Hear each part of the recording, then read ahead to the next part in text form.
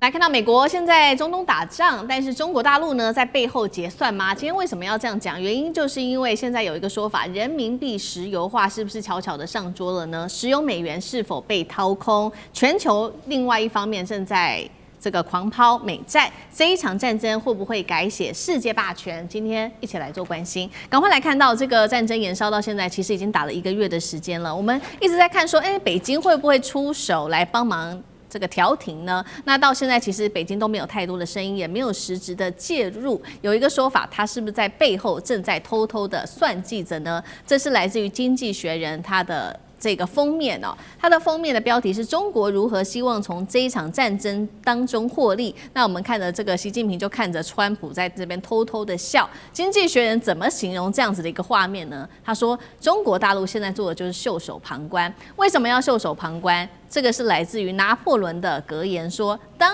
你的敌人正在犯错的时候，你不要去打扰他，让他继续的犯错下去。好，那么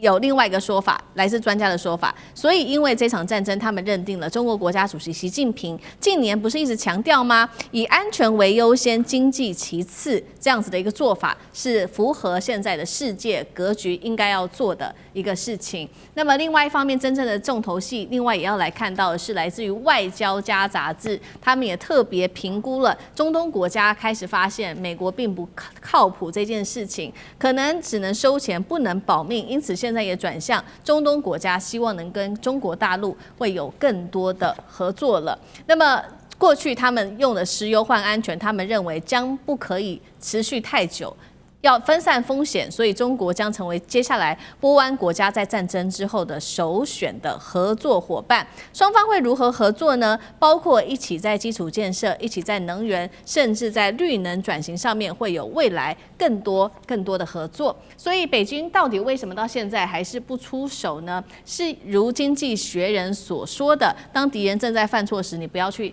打断他这样子的一个说法吗？波湾国家接下来是否转向中国等等？我们也请厉将军带我们看。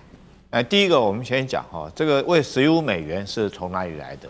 当时哈，这个等于说是中东国家将这个石油卖给美国哈，然后大家议定说是用美元来计价。那时候曾经有过一个国家哈不肯用美元计价，那个国家叫伊拉克，美国就狠狠借了一个洗衣粉的这种编这个理由来狠狠把伊拉克打了一顿哈。那个时候我们大家应该还记得，那是2003年的事情。所以美国为了维持它美元的霸权，它就跟石油挂钩在一起哈。那这些中东国家这个拿了美元之后，他就去买美债哈，钱又回到了美国。那美国拿这个美债以后，他就去养美军哈，这个美军来保护中东地区的安全。可是事隔多年，形势已经改变。第一个就是美国本来是从石油输入的国家，现在变成他自己有页岩油以后，他不是这么依赖中东的石油，这是第一个。第二个来讲的话，就中东国家也发现说，从这场战争里面，他发现说是美国不是这么的一个可靠，也没办法保护他们的安全。虽然说他们将基地借给美国，可是我们这次看到很多国家也都因此而挨揍哈，所以他们也想说，这个改成用人民币来做交易。为什么要用人民币呢？所有不管是美元、人民币或欧元，最重要一件事情就是说，我收了你的钱之后，我可以拿这个钱，我再去买别的东西哈。如果说我拿了这个钱，譬如说现在，假如说我们这个收的是这个印度的卢布来讲的话，卢比或卢布俄罗斯的卢，那你在夜市里面他们不用啊，你又没办法用，所以最好是我收了人民币以后，我这人民币可以再回头再跟中国去买中国的东西。现在中国可以做到这一点哈，你看到人民币，中东国家他会想说，我收到人民币之后，我拿这个人民币以后，我可以第一个就是我来做我的基础建设，因为中国基础建设很强嘛。第二个，他可以跟中国买绿能啊，中国现在绿能也很多，甚至于中国的科技，包括华为科技等等，所以他收了人民币以后，人民币可以用回自己国家的建设。那在这种状况下，我认为海湾这些国家，他开始会去思考，当美国不能提供他们安全的时候，我是不是让中国的人民币来做这个交易，反而可以提供我国家安全。所以对中国来讲的话，它可以借着这场战争，它的影响力深入到中东。所以说，难怪习近平会说，这个当美国正在犯错的时候不要去打断他，让他继续去犯错。好，同样的问题，那也请教张将军。我认为站在这个习近平的这个看法跟立场，他会认为啊，让子弹飞一下吧，继续玩吧，因为西方国家啊，就是拿乌克兰啊去牵制俄罗斯，乌俄战争已经打了5年了，第5年了，是这样的。那现在拿伊朗复制一下，拿伊朗去拖住美国，那会产生2个现象。第一个，美国军力下降，美国不是固若金汤，以前就感觉到美国这个军力无以伦比，攻无不克，然后固若金汤啊，这个有如堡垒。到现在感觉到美国在这一方面，大不如前。但这一次的整个的战果，还有他整个战略判断错误，4天打到1个多月，反正在这一方面，美军的神话在这个地方动摇。第二个，按照依赖理论呢，会有一种依赖转移的状况，因为大家感觉到靠美国在这一方面会有所动摇的时候，大家会去找老大，另外一个老大，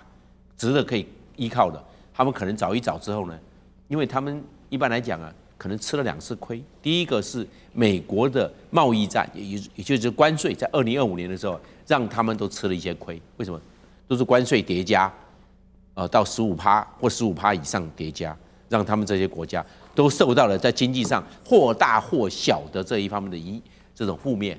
那现在呢，他们要找一个这个我们的依赖转移，依赖转移到哪？可能会到中国大陆，因为中国大陆是世界上第2大经济体。第二个，中国大陆40多年没有战争了，40多年没有战争呢，韬光养晦，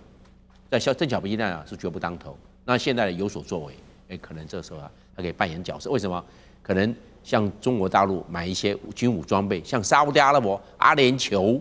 包含伊朗，都向中国大陆买武器啊，包括防空飞弹，包括无人机，也包括部分的导弹，还有一些那个兵工厂，这个在中东的地区，我们知道，包含中国的歼10C，他的8·1飞行表演队还到那个利雅得、沙烏地阿拉伯去做飞行表演的。我觉得在这方面军事上的互动可能会增加。那增加，我们就到了依赖替代就出现了。那这样，美国在中东地区的影响力会式微，因为美国压担保，压什么？因为它压到以色列。那这些其他的这些阿拉伯的国家，他们是回教穆斯林国家，那他们要找一个依赖替代，那可能往中国大陆倾斜的这可能性就比较高。那美国会被稀释，美国被稀释掉之后，那中国大陆在中东的影响力会随着"一带一路"跟依赖替代2个双轨齐下，那中国大陆在中东地区所扮演的外交角色，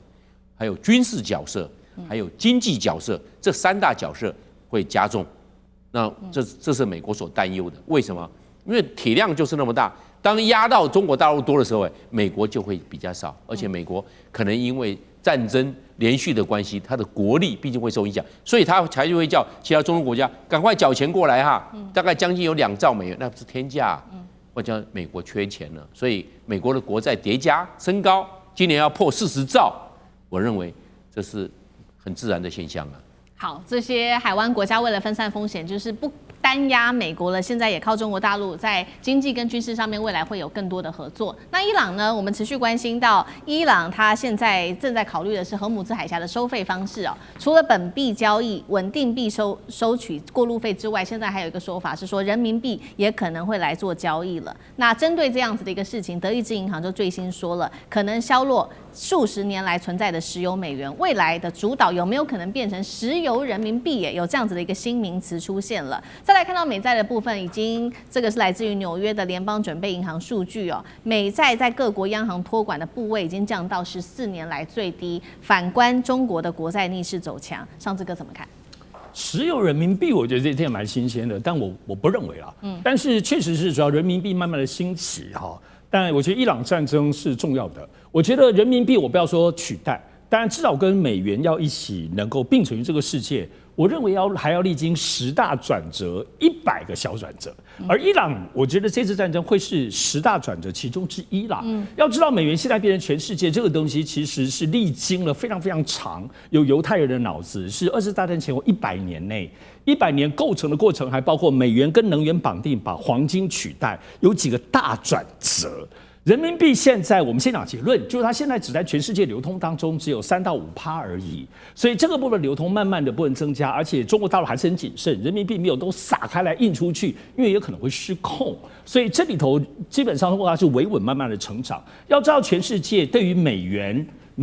美债、美股的明智已开，发现不能被美国控制。我认为是2010年前后去中心化的思路，这理论架构出来之后，特别是加密货币出来，大家发现好像不是只有美元，大家才慢慢醒过来。比如说，过去全世界的钱都到美股，中国大陆钱也都去，一直到2010年前后发现，中国大陆也不能只去美股上市，才慢慢拉回来。美债作为国家都在买，也都是2010年，就15年前，大家发现好像不能都被美国控制啊。所以现在回到美元，所以我认为还需要蛮长的时间。明智已开，对于美元、美股、美债，其实就这10几年而已。所以你要抵美国这个80年很难。但我认为人民币会怎么进行？不是能源，不是石油。我认为人民币是现在看到中国大陆的战略是把中国大陆的制造力跟技术力转换成人民币，比如高铁基建输出啊、无人机这些科技技术。另外绑什么？能源不是石油，现在是新能源。我认为中国大陆来建构一个，因为能源都跟美元对抗，